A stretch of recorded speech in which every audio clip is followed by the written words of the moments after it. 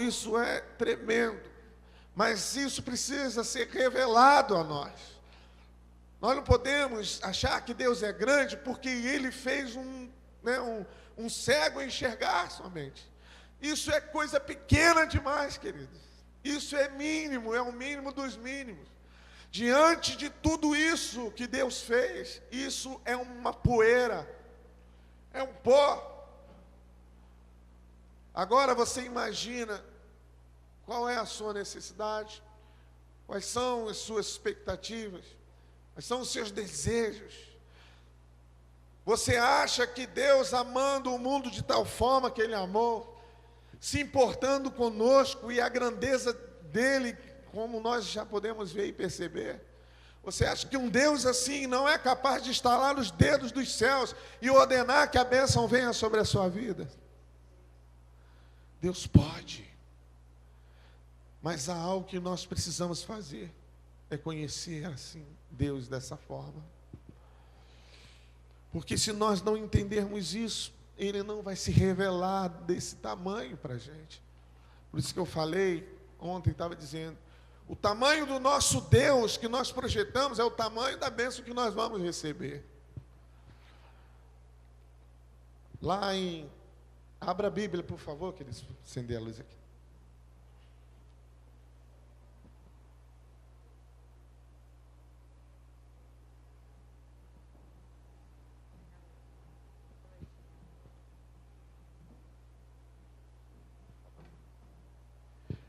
Por favor, abra em Daniel, no capítulo 11. Daniel, capítulo 11. Livro de Daniel fica lá depois de Isaías, Jeremias.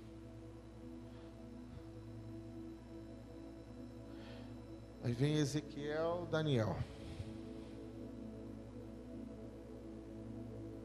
Capítulo 11 de Daniel, no versículo 32.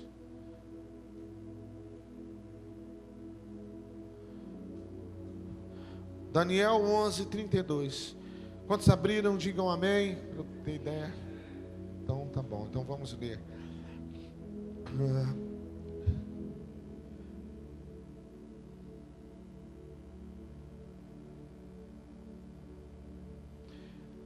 Aos violadores da aliança, ele com lisonjas perverterá. Mas o povo que conhece ao seu Deus se tornará forte e ativo. Qual é a outra versão? Sem ser a NVI. A NVI está com uma tradução um pouco diferente, mas quem tem outra tradução aí? Forte e ativo. O que diz em outra versão? É isso mesmo?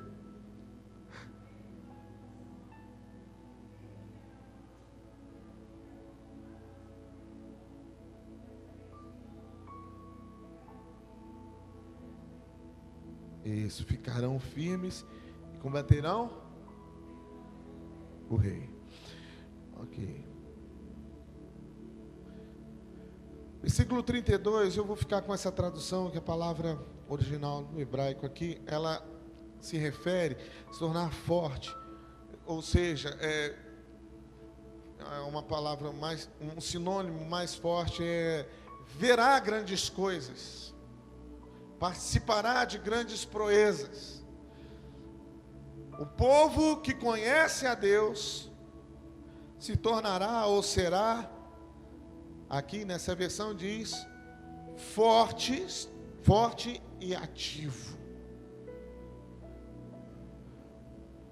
Poder de Deus, quando nós conhecemos o Senhor, quando a revelação de quem Deus é, vem para nós. Depois eu vou dizer como que isso acontece, como você chegar a isso. Mas quando vem até nós, o poder de Deus, ele afeta não somente o que nós somos, mas o que nós fazemos. A Bíblia lá em 1 João 4, no versículo 7 e 8, fala de como que amamos a Deus. Vamos lá para ver exatamente como é que fala esse versículo. 1 João 4, 7 e 8. 1 de João, tá? Primeira epístola, carta de João. 4, versículo 7 e versículo 8.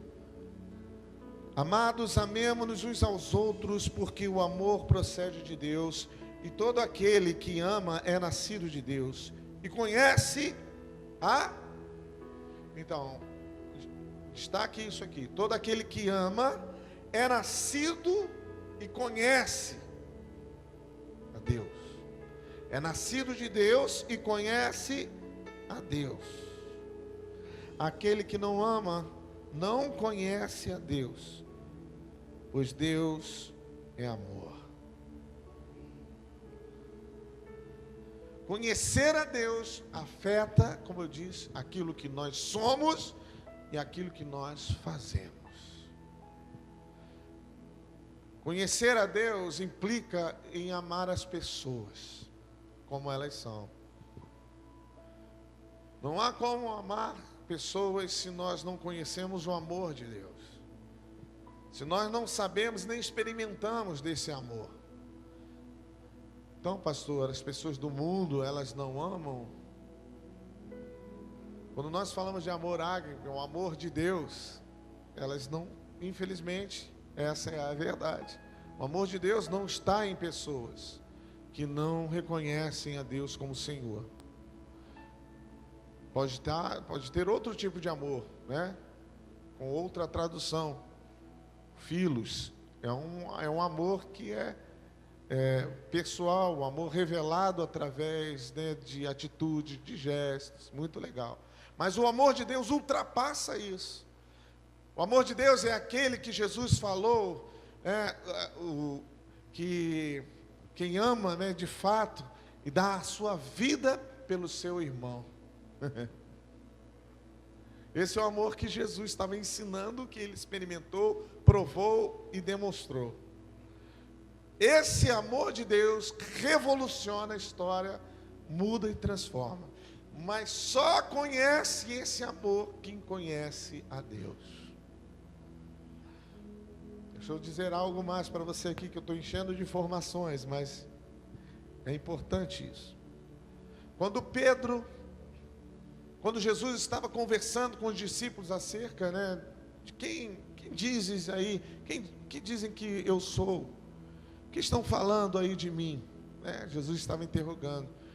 Senhor, um diz que tu és Elias, outro diz que tu és profeta e tal. Falou que Deus era, o Senhor está falando de tudo do Senhor. Aí Jesus parou, olhou para os discípulos e falou assim: e vós, que dizeis? O que dizeis acerca de mim? O que vocês dizem quem eu sou para as pessoas? Ou quem eu sou para vocês? Quem se levantou para falar lá na hora? Pedro. O que Pedro disse? Tu és o Cristo, o Filho do Deus vivo. E Jesus olhou para Pedro e falou o quê? Não foi carne, nem sangue que te deu conhecimento, que fez você conhecer essa verdade. Não foi carne e sangue que te revelou isso. Quem revelou? O Espírito de Deus. Pois eu digo também que tu és Pedro. E sobre a rocha que você falou, né, Cristo, eu estabelecerei a minha igreja. Jesus estava falando para Pedro de coisas grandiosas, mas Pedro teve uma revelação. Pedro, ele teve uma palavra de conhecimento muito grande. Ele olhou e falou: tu és o Cristo, o Filho. Cristo significa um ungido. Cristo, crisma, ungido, né? O abençoado, o prometido, o escolhido, o Salvador. Tu és o Cristo, o Filho do Deus vivo. Isso é revelação, porque eles estavam começando a experimentar, a gozar do conhecimento e da revelação do Deus Todo-Poderoso. A Bíblia diz que como as águas cobrem o mar, Querido, isso é uma palavra profética. E eu creio que isso vai acontecer à igreja. Deus vai trazer um avivamento, um despertar. Porque esse é um grande acontecimento. Assim como as águas cobrem o mar, toda a terra se encherá da glória de Deus. É isso? A Bíblia diz o quê? Toda a terra se encherá do conhecimento da glória de Deus. As pessoas vão conhecer quem é o Deus, o Todo-Poderoso. E isso transforma a vida. Conhecer Deus, como disse, transforma vidas. Muda pessoas. Faz com que a gente conheça como Deus é grande e o quanto nós somos pequenos. E isso não vai servir para coisa ruim, para complexos de inferioridade. Não serve como desculpa para você dizer, eu não posso, eu não vou conseguir. Querido, você vai facilitar o grupo familiar na próxima semana. A pessoa já começa a dar diarreia, dá um monte de coisa.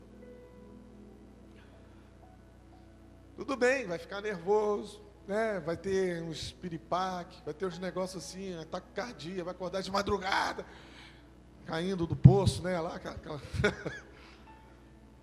vai ter sustos, sonhos, assim, uns negócios desses. Porque você está assustado, está, né, apreensivo. Esse temor até é justificável, até é bom. De certo ponto é legal. Mas aquele medo que paralisa, que te joga para baixo, aí já começa a ter problemas.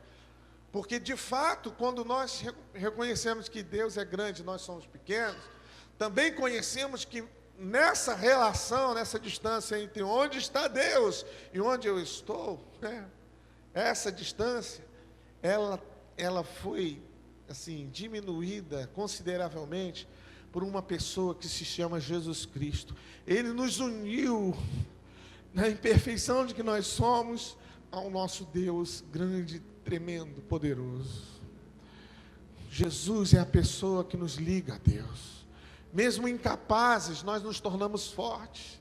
Mesmo, sabe, ali jogado, enfraquecido, mesmo você achando que você não é nada, na verdade, em Jesus, nós podemos todas as coisas, como Paulo disse. Posso todas essas coisas naquele que me fortalece. Quem fortalece? Jesus. Quando nós falamos Jesus que nos liga a Deus, é por essas condições, porque nós somos muito distantes, nós somos criaturas tão pequenas e Deus é muito grande. Mas há alguém que nos trouxe esse erro. Só que Jesus não está mais conosco, pastor. Tudo bem. Mas existe uma pessoa chamada Espírito Santo, que ele falou, não vou deixar órfãos, vou enviar, vou para o Pai, mas vou mandar o Espírito Santo, o Consolador. Nosso Deus nos ama, queridos. Paulo, em determinado momento, sentiu fraqueza, como todos nós sentimos. Ele disse, eu, Paulo, sou o menor dos discípulos, dos apóstolos.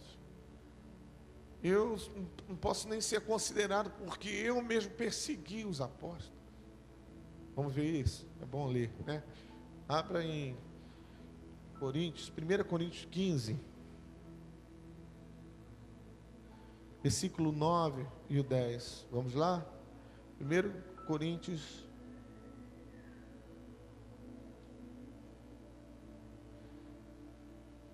15.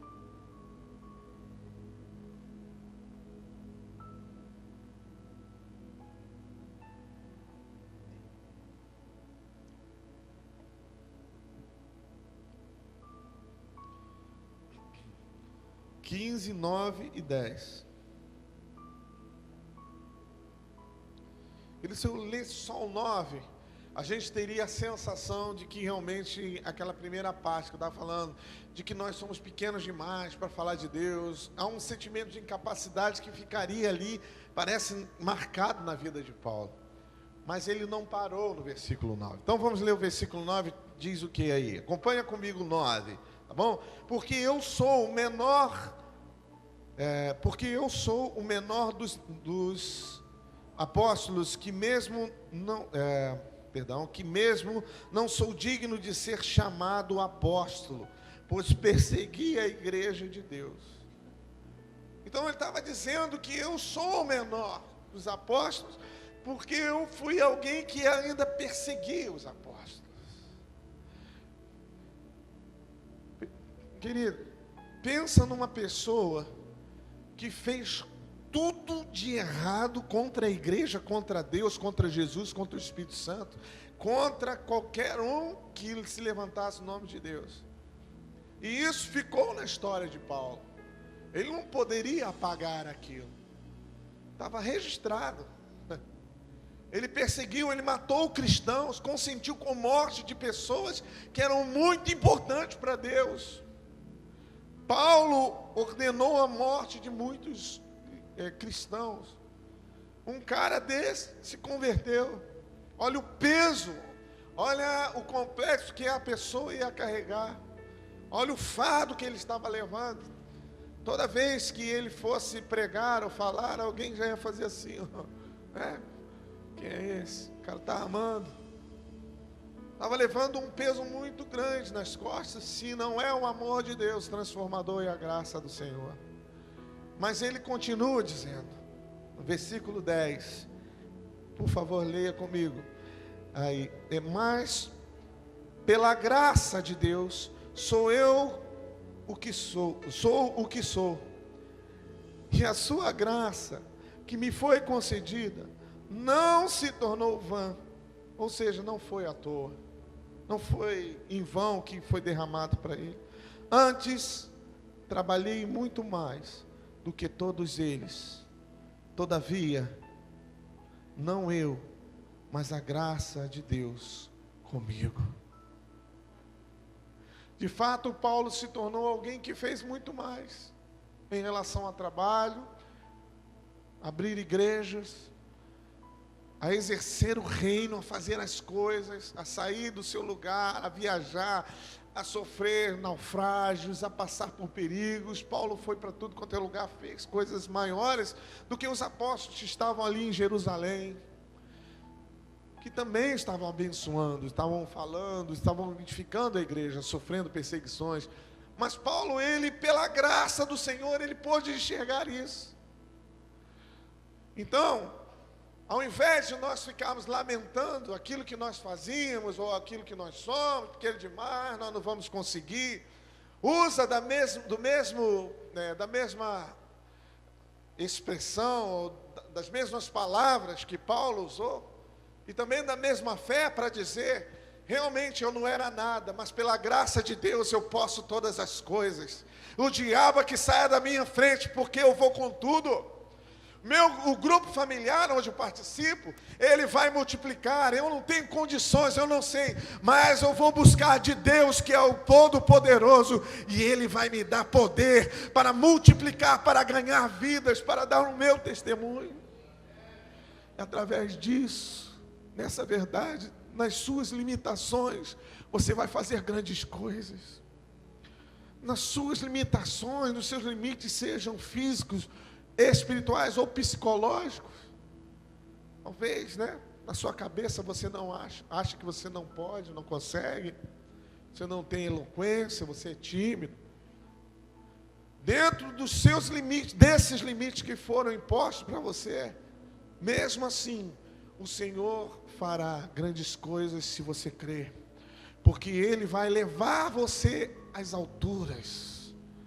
Por isso a palavra de Deus diz que os que confiam no Senhor são como o monte de Sião, que não se abalam, não tremem, mas permanecem firmes para sempre. A Bíblia também diz que os que esperam no Senhor subirão com asas de águia, voarão bem alto, nas alturas de Deus. Quem vê do alto, quem vê de cima, vê melhor. A visão da águia, ela é caprichada, A águia tem uma visão realmente, mas também ela vê de cima. De que adiantaria ela ter aquela visão de baixo se ela andasse rasteira igual uma cobra? É verdade? Agora Deus deu visão à águia, mas também Deus deu asas e força para voar bem alto. Para aquele que Deus dá a visão, Ele também dá asas e dá forças para voar bem alto. E eu estou profetizando sobre a sua vida, asas de águia, voo certeiro. Você não vai perder tempo, queridos. Esse ano começou e nós fizemos um desafio a nós mesmos, de cuidarmos do coração de líderes, de homens e aliados, pessoas que vão ser multiplicadores de vidas. E eu profetizo, declaro sobre a sua vida. Você é um agente de multiplicação. Você é alguém que está capacitado por Deus, pelo grande e poderoso Deus, a multiplicar, a ser o pregador da palavra e atrair pessoas para o reino de Deus. Não é porque, por causa só da transformação em si, não é pela sua força, não é pelas suas condições, não é porque você bate no peito e diz porque eu oro, eu faço, eu aconteço, mas é pela misericórdia de Deus, é por causa do amor de Deus que está sobre nós, não tem fim, não acaba. Queridos, eu já errei tanto contra Deus, eu já falhei tanto contra a palavra de Deus, contra a santidade de Deus. Mas eu fui conduzido, eu fui levado a conhecer o coração do Senhor. E muitas das vezes o diabo tenta usar as nossas vidas para sermos mesquinhos e pensarmos nós mesmos, o Senhor vai perdoar mesmo, então faz isso aí, depois você pede perdão. Alguém já ouviu isso? Só eu. Desculpa, sou tão ruim. Estou tão ruim, querido. Faz. Daqui a pouco você se acerta. Quem tem problemas ligados a cigarro, a vício, fuma, mas isso aí, você já vai largar, isso aí e tal, você está largando. Aquela pessoa que se converte. Aí fica um ano nessa conversa de estar largando, Você conhece o caminho, nós sabemos. Eu sei que Deus é um Deus de misericórdia. Eu sei que Deus é um Deus de amor. E mesmo que ainda faça isso que eu acabei de falar, ainda assim Ele me perdoa. Tão grande amor que Ele tem. Eu não teria condição de falar coisa alguma para você dessas coisas, se eu não tivesse experimentado da grandeza de Deus. Eu quero dizer, daqui a pouco eu quero reunir com o pessoal da música, que eu até falei, 10 minutos, mas eu quero falar que quando eu aprendi a conhecer realmente quem Deus é, revolucionou o meu momento de louvor a Deus. Sabe por quê, queridos? Eu vou dizer para vocês. Quando eu fecho meus olhos aqui e começo a cantar ao Senhor, grande é o Senhor e muito digno de louvor, na cidade do nosso Deus, teu santo monte. A alegria de toda a terra. Quando eu começo a dizer isso, começo a cantar canções como essa, que exaltam a grandeza, que falam do amor, do poder de Deus, eu facilmente me projeto para diante do altar do Senhor.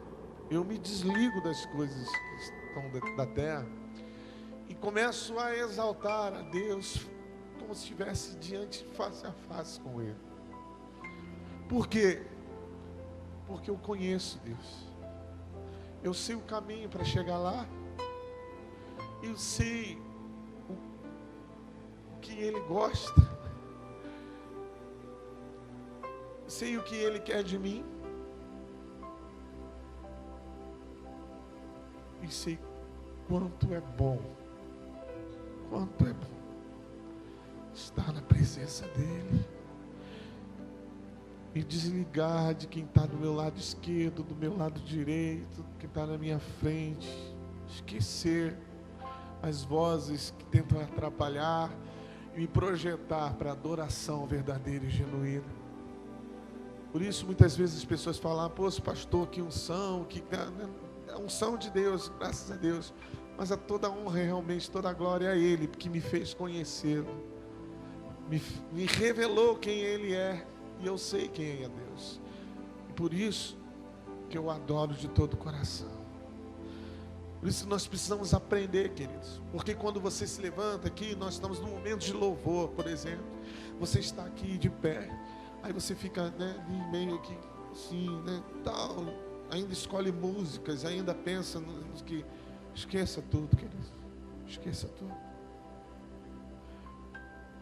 Se lance no nível, no rio de adoração, no fluir da presença de Deus, e deixa que o Espírito Santo fale a você e comece a ministrar a Deus as suas grandezas. Deixa sair do teu coração as palavras que dizem a canção. Expresse aquilo com uma declaração de amor ao Deus, o Deus Todo-Poderoso, aquele que é, que era, que há de vir, o Senhor Jesus, né? Deixa isso ser, sabe, fluir de dentro de você. Coisas sobrenaturais vão acontecer. O poder de Deus vai fluir. E quando você se sentar, você não vai se sentir cansado, vai se sentir enfadado, vontade de ir embora, vontade de ver Fantástico, não sei o quê. Você vai querer muito mais. Quando o pastor falar aqui, ou alguém que estiver ministrando, pode sentar. Poxa. Mas vem a palavra, oh glória, né? Presença de Deus, poder de Deus, a grandeza do Senhor. É tudo que Deus quer nos mostrar. E eu quero encerrar, queridos, essa ministração orando com você. Mas também, né, lendo uma passagem aqui. Deixa eu ver se eu acho. Enquanto estava ministrando, me veio à cabeça. Acho que Isaías 40. Deixa eu ver aqui.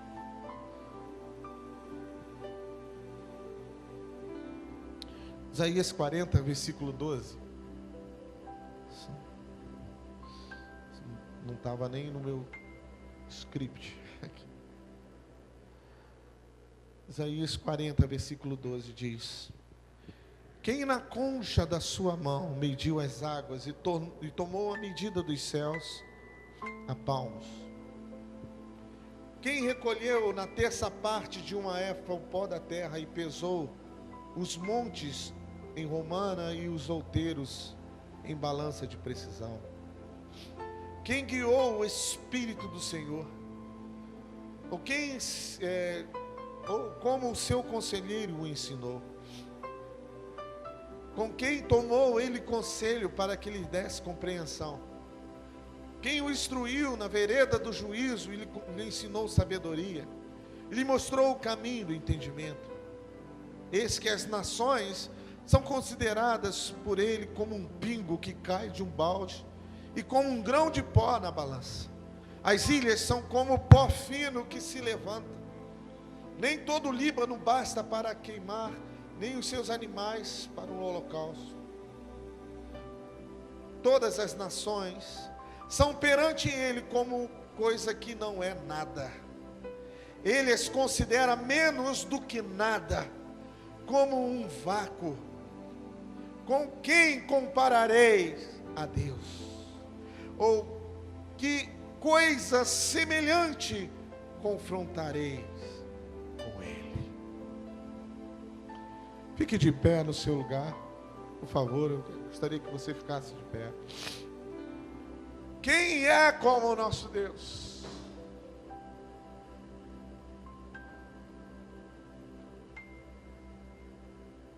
Quem tem como Deus essa glória tão maravilhosa, tão poderosa? Quem tem tanto poder quanto o nosso Deus? Há uma canção antiga que dizia assim: não há Deus maior